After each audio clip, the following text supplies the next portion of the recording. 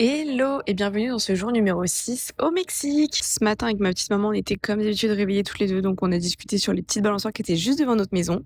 Et ensuite, on est allé dans le centre de Valladolid. C'était trop beau. Par contre, le temps il faisait tout gris, c'était trop dommage, mais c'était quand même joli. On a visité toutes les rues colorées. On est aussi allé voir le couvent et la cathédrale. Perso, j'ai vraiment adoré le centre de Valladolid.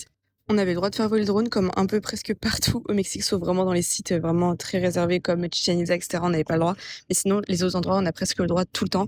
Et franchement, vidéo, ça rend tellement pas pareil que vu du bas.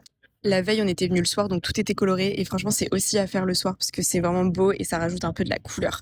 Et ensuite, sur la place, il y avait des petits danseurs comme ça. C'était trop mignon. C'était deux couples et le deuxième a même dansé avec une bouteille sur la tête. Enfin, vraiment, c'était trop bien. Les dames étaient habillées en tenue traditionnelle et effectivement, on voit beaucoup de personnes habillées comme ça. Ensuite, on est allé se baigner un peu dans la cénote Zaki qui est dans le centre pareil de Valladolid. Et évidemment, avec mon petit frère, on en a profité pour sauter. Il y a deux plateformes, une à 4 mètres et une à 7 mètres. Il y a beaucoup de cénotes comme ça où il y a des plateformes pour sauter parce que c'est tellement profond qu'en fait, il n'y a aucun risque de se faire mal.